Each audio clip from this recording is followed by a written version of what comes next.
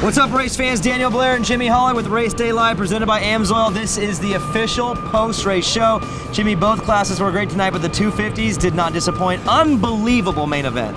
You know, it was one of those nights where you just kind of saw it coming in qualifying with Christian Craig getting into Alex Martin there in qualifying. You just kind of thought, well, is it one of those nights? But you know, what a great night for the man who won. He got his first of his career in that 250 class, and I'm talking about Jordan Smith on the Troy Lee Designs Red Bull KTM team. It was a great win for him, and he fought it. I mean, Joey Savatgy threw everything, including the kitchen sink. Alex Smith, he threw the kitchen sink right back at it. It went down to the last couple turns, but what a great fight.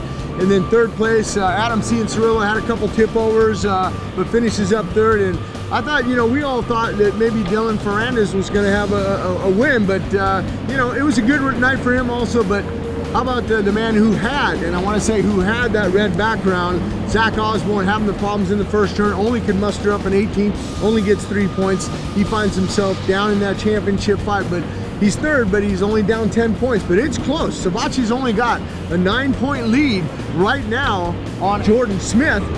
Right behind him with 10 points down, that's your old points leader, Zach Osborne, and then 11 for Adam Cianciarulo. So, I mean, this thing is tight. We're going to St. Louis next week in that 250. Then they're going to take a little bit of a break before we see him in East Rutherford, New Jersey. Now, in the 450 division, we can't help but pay attention to the point standings. At one point, it was 25-point gap between Ryan Dungey, Eli Tomac. It's down to 7. We can't avoid the topic. Is Ryan Dungey in trouble?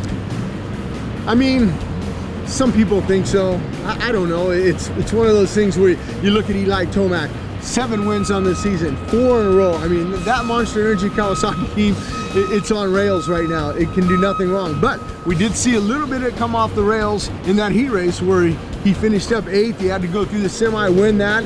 But starts are critical, and you saw Ryan Dungey tonight get a bad start, and it took a long time to get around Brock Tickle. Brock Tickle would pass him back and forth, finally drops Brock Tickle, comes up to Davey Millsaps, back and forth with Davey Millsaps, finally able to get up on that box and finish third for Ryan Dungey. His teammate Marvin Muskin was up there and helping out. I thought at one point maybe, but he comes away with a second. But when did team tactics come into play? That's what I want to know, because you look at both races, you know, Marvin Muskin's earned that second spot, but he's taken away 4 valuable points.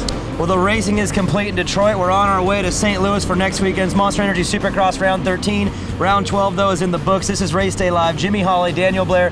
Race Day Live presented by AMSOIL. This is your post-race report. We'll see you next week.